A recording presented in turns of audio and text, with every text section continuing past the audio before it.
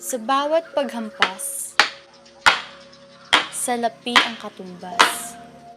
Sa bawat pag-ikot,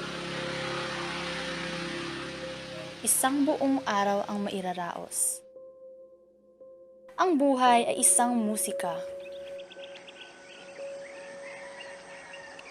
Bumibilis, bumabagal, tumataas, bumababa. Hindi humihinto sa pagsunod sa ritmo. Patuloy na sumasabay sa kumpas ng buhay.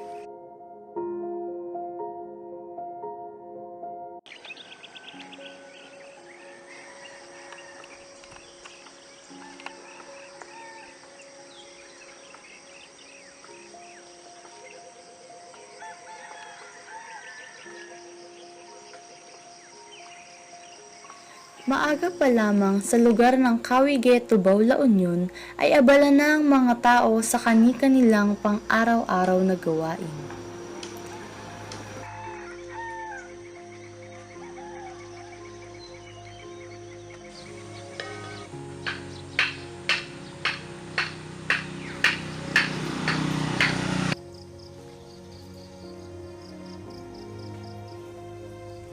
Ang araw na ito ay isang pangkaraniwan na araw lamang sa pamilya ni Aling Lorna.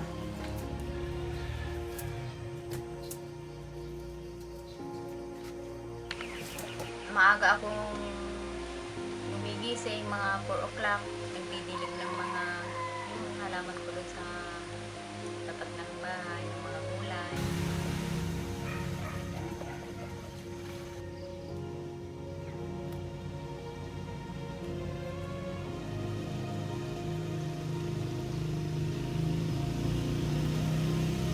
Alas 4, gising na ako kasi nagdidilig ako ng mga halaman, mga tanim.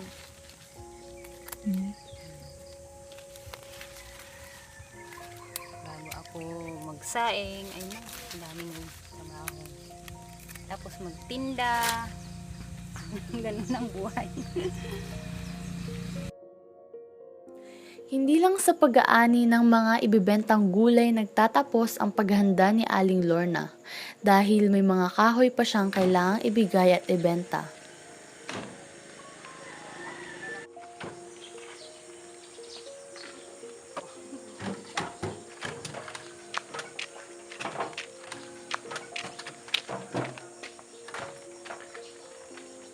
Sakay ng pampasaherong tricycle, pinagtas ni Aling Lorna ang daan patungong palengke.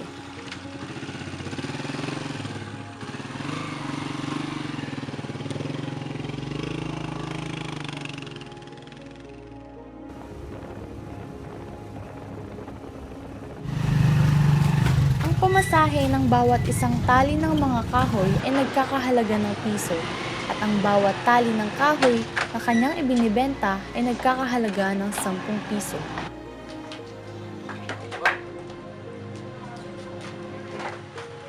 Linggo dito kami sa palengke nagtitinda. Pag Lunes hanggang Biyernes, naglalakad kami sa bahay-bahay.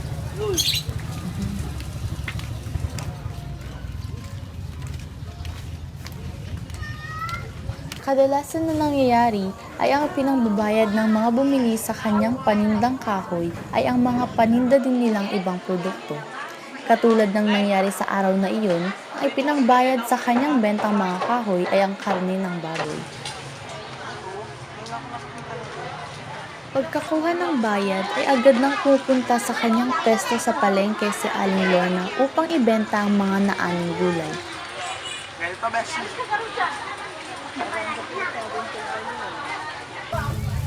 Kasama ng kanyang ina ay matyagang nag-antay lamang na mabili ang kani-kanilang mga panindang pechay at pakpako.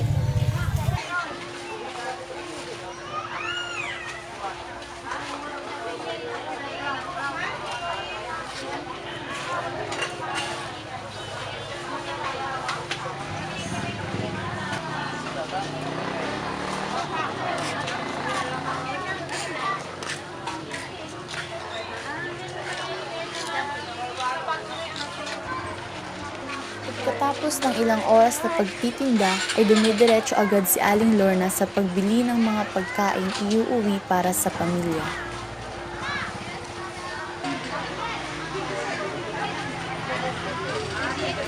Katulad ng ibang ilaw ng tahanan, hindi napapagod si Aling Lornang pagsilbihan ng kanyang mga anak.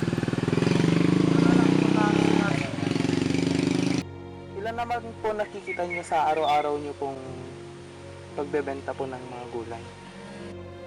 Gulay lang, 150 ganun. Pero pag may kahoy, gaya kanina, mas malaki din. Kaso pang bayad ng mga utang din. Sapat na po ba yung kinikita niyo? Pwede na rin.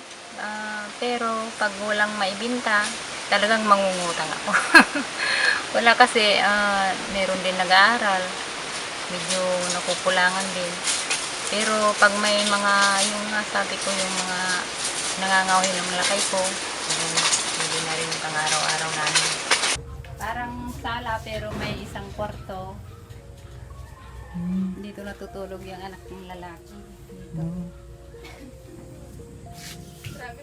Yan, magulo din.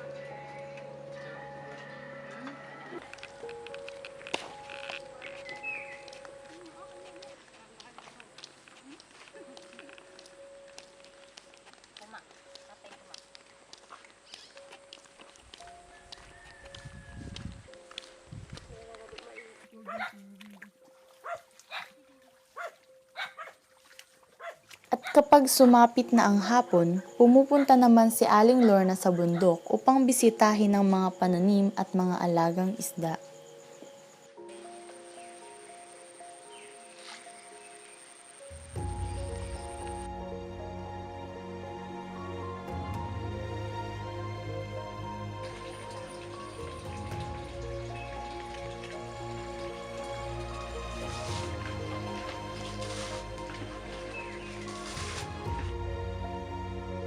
Kumusta naman po yung buhay niyo po ngayon? Mahirap dahil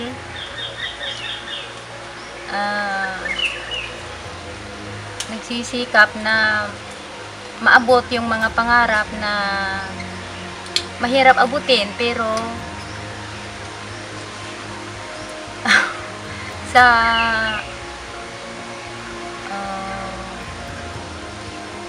kasipagan siguro matatapos din yung paghihirap baka sakali.